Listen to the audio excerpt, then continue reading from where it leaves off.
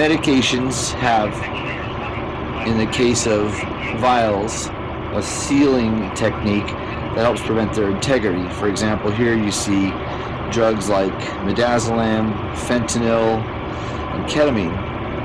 And it's really important if you use a medicine like this that is subject to, what do they call it, redirection or misdirection, or we'll just call it what it is, stealing.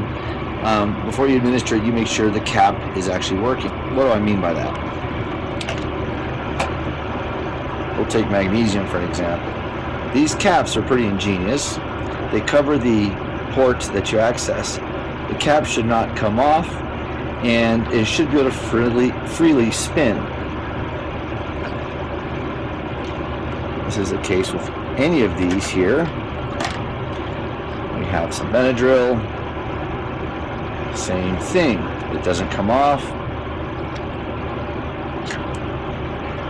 Some adenosine. Same thing. And so on. Let's take some Zofran or ondansetron. So we have the same thing. Let's pretend this was, I'm going to give this. I want to make sure that the cap spins. If for some reason someone had stolen this, say we're talking a narcotic, they might have popped the cap,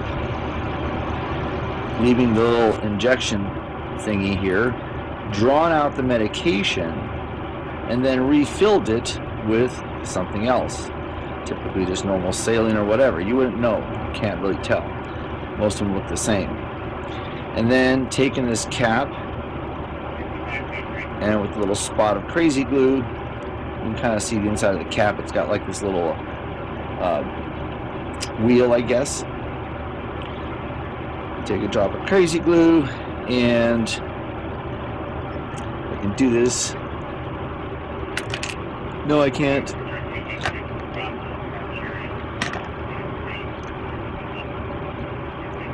And glue it back on. The cap's going to look perfectly normal, but now it won't spin. So now if you are giving a medicine and the cap doesn't spin freely but is stuck on, it's a very high likelihood it's been tampered with. You wouldn't want to use it. So how is this important? I never knew this, but we actually had an engineer who came from Ventura County Fire. They had one of their fire guys, I believe it was Ventura County, I could be wrong, this was a while ago. One of their guys had busted his leg on an incident. So they went ahead and gave him, at the time, morphine for the pain. And when they gave the morphine, the engineer didn't respond.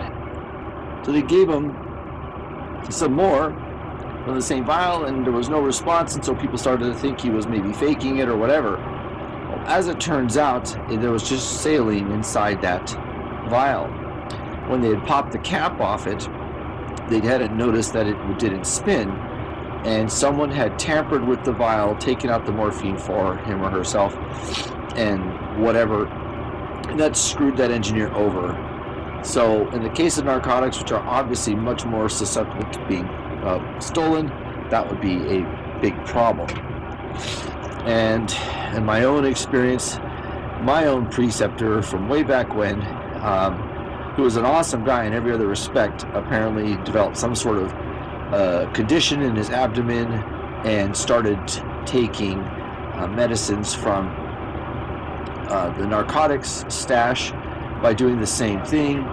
And I wasn't caught for some time, and he was using the pain medicines for himself. And what made this particularly egregious was that people who got narcotics, opiates, whatever they were using for their pain, were getting just water or normal saline. And this is a real problem. I can't imagine this happening with other medications, because other medications are not really controlled.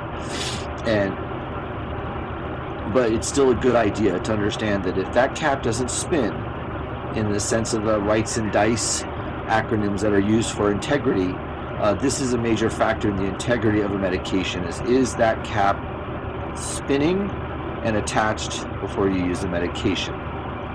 So hopefully this was helpful. And thanks for watching.